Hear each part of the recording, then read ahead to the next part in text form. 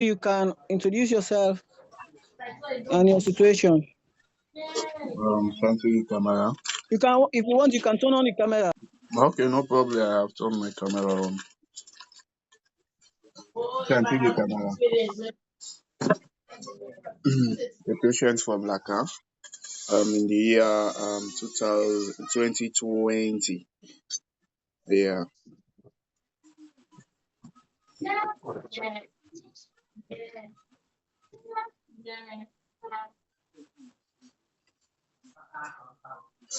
So,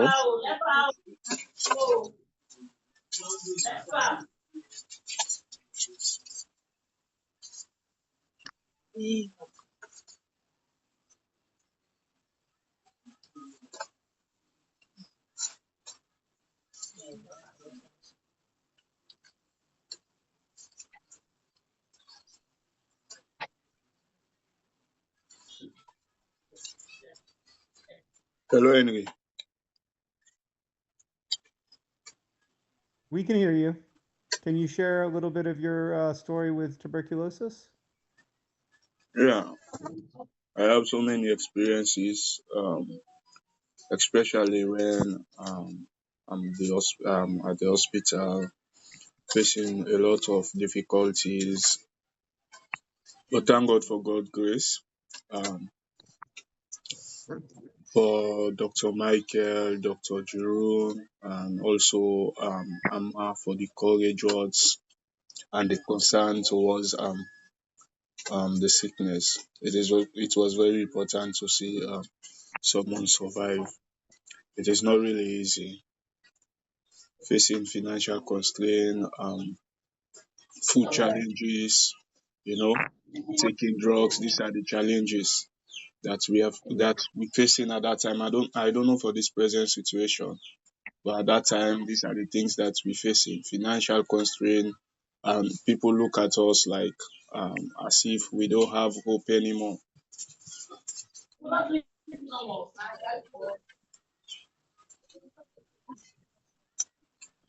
Thank you, Santigi. I don't know if I'm Dr. Groom. I can And remember this one. I can yeah, remember it very well. Dr. June, Dr. Michael. Maybe at that time okay. we have Dr. Kanu. Okay, so I don't know if you can share what are the weapons that makes you to survive that devastating sickness. Can you share your experience for the audience? Okay. How you battle that hardship time, and then what makes you don't even look like a TB patient from your physical appearance right now. Okay, so Exactly. it is good for others to listen Yeah. your experiences, and also if you can share like how you remain intact and continue taking until the last final day of your treatment. Thank you. Well, thank you very much. It is very important. I really want to share viewers, listeners all over the world. I'm so happy to have these great people. One of the things that make me to survive is accepting the fact that I'm a TB patient, and two, accepting the fact I need to take my drugs to get healed, and three, forget about everything that comes my way. So I respond to treatment. Then after I discharge, I still respond to treatment. I never miss a day not taking my treatment.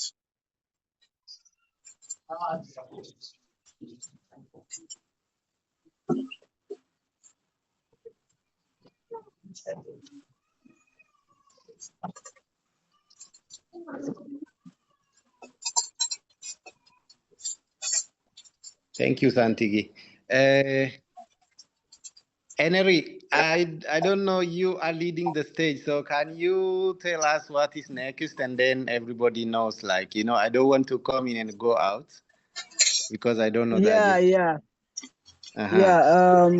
Yeah. What is the agenda for today? Yes.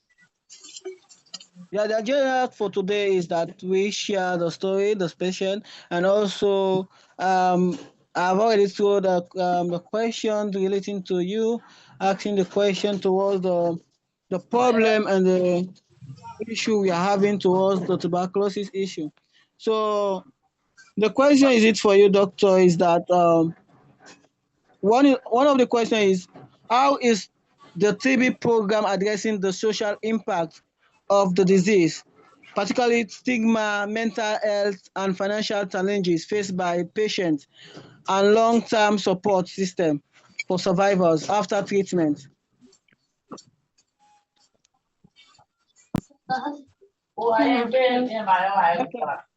Doctor, doctor, are you with me? Hello, Henry. Yes, I'm getting you. Yeah. It's a difficult question because I don't have a definitive answer, but I will try to explain Okay. some of the intervention, Okay. So, Okay. starting with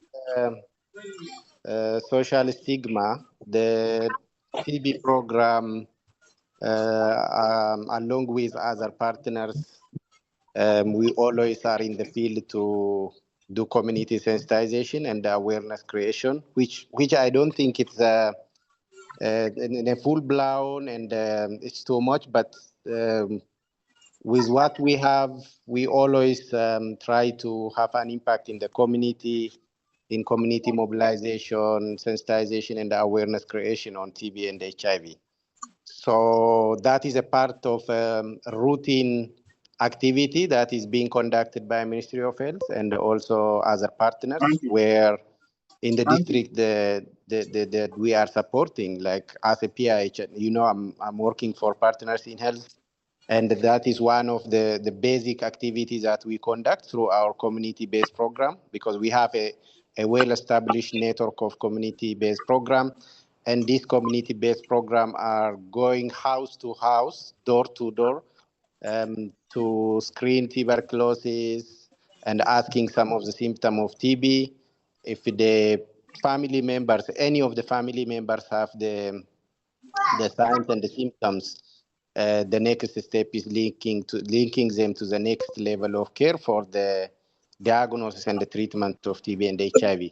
But while they are visiting house to house, on top of their mouths there is this awareness creation and health talk with family members, with community leaders, community members in a bigger community. So that is how we do awareness creation. We also do a campaign. For example, I remember we used to have a 1-year project that is targeting TB screening in the vast majority of the community, like a campaign. So in hard to reach areas. So we go to the community, we mobilize the community, and then we do a 1-week campaign to call everyone in that community to get exposure to the health talk, health education, in the same time screening and the diagnosis of TB and HIV. This is with respect to awareness creation and the fight against stigma in the community. But despite all the effort in Sierra Leone, one of the big challenges in tackling tuberculosis is the stigma, because that stigma has been there for decades and decades.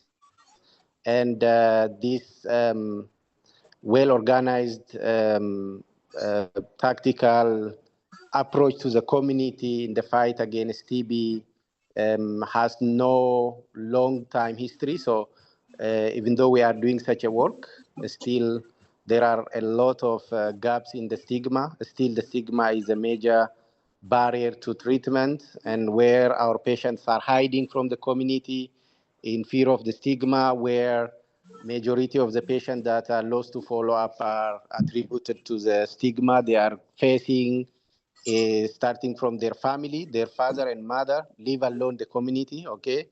And also in the community and workplace in different places. So that is like a beginning, but I don't think we address it all in a broader aspect. When it comes to addressing the what was your second question? It's related to, is that a... Henry, what was the second question? I think it was about social support and Yeah, financial. social support. The Exactly. second question is Yes. Yeah, I get it now. the prevention of the drugs release and release of the TB case. And also What is the being social done to support, manage financial and support. prevent the drugs? Let me address the social support, and I will come back later on the one that you are mentioning now.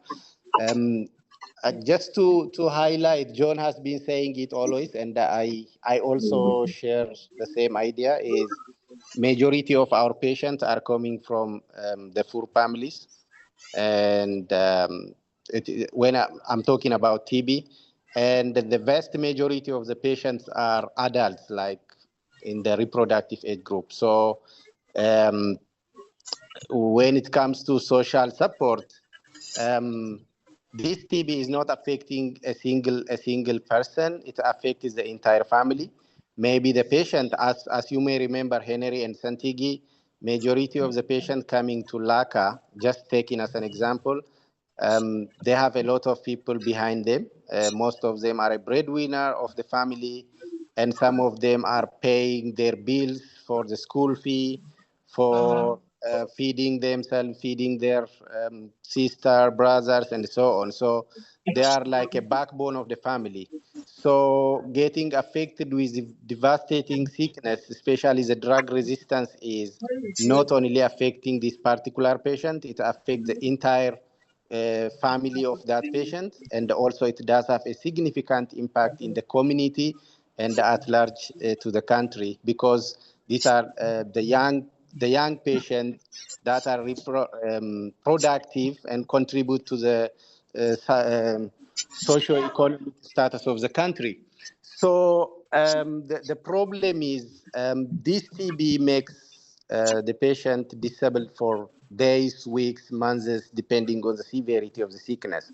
So one of the challenge from the our patient were, especially for the drug-resistant TB patient, is it's difficult to go to work while you are taking the treatment because the pill burden is too much, and it does have a lot of side effects, and you don't feel well after taking the treatment. So I remember most of our patients swallow the medicine in the morning, and they usually sleep half of the day because it does have nausea, vomiting, headache, and so on. So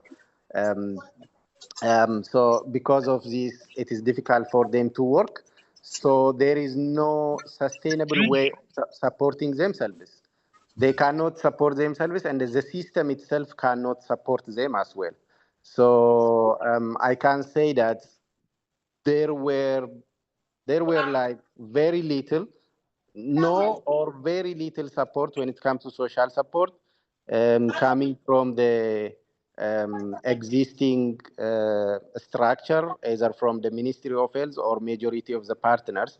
But for patients coming to LACA through the partners in health, sorry to mention partners in health again and again, there were like a social support package wherein like identifying the highly vulnerable patients, especially the family, breadwinner of the family, students in the college, just paying their school fee. For those that are coming from the street, paying their house rent, at least for 6 months and 1 year. And for old age people that are breadwinner of the family, we used to support them like a kind of cash wherein they can support the family. And that is minimal. It is not for everyone. All the patients deserve that kind of support, but because of the limitation of funding, what we do is we prioritize the highly vulnerable patients and make sure that they are going back to school and they are going back to their work if they are working, and if they are agricultural, if they are working on agriculture, just promote them or sustain them to go back to their agricultural working and something like that. But it is, I can say it is in a very small scale. It's not at large scale. So that is a big and major gap that I can say in Sierra Leone. It exists in a TB program, and we don't pay a lot of attention to the social support side of patient care. It might be because of the funding constraints, and there will be a different explanation behind. But when you look at the larger impact of social support, it will help the patient adherence, because if you pay a patient a transport to come for the follow-up, there is no reason for the patient to be lost to follow-up. If you give a patient food to eat, there is no reason for a patient like to move from a district to district in search of a food. So he will remain in his original district and continue taking the medicine. Those patients that are not able to complete the treatment, there is a high tendency for them to develop drug resistance, additional drug resistance, and they are like a threat to the community, a threat to the family, a threat to the community, and also it's a big loss for the country as well. So I hope that we will address it in the next coming few years and focusing much more on the social support. But so far, I cannot say we have a well-structured and very comprehensive social support program in TB patients, in TB-affected patients. Thank you. Yeah. Thank you very much. That is a nice one. It is really important we work for that, because it is really essential for those people, right? Now we are working towards the time, and we want to connect Celia, one of the patients in Laka. Dr. Doom knows Celia. I want to connect because she's having difficult to connect with the Zoom. So I want to call her directly so that she can introduce herself and also explain his own story.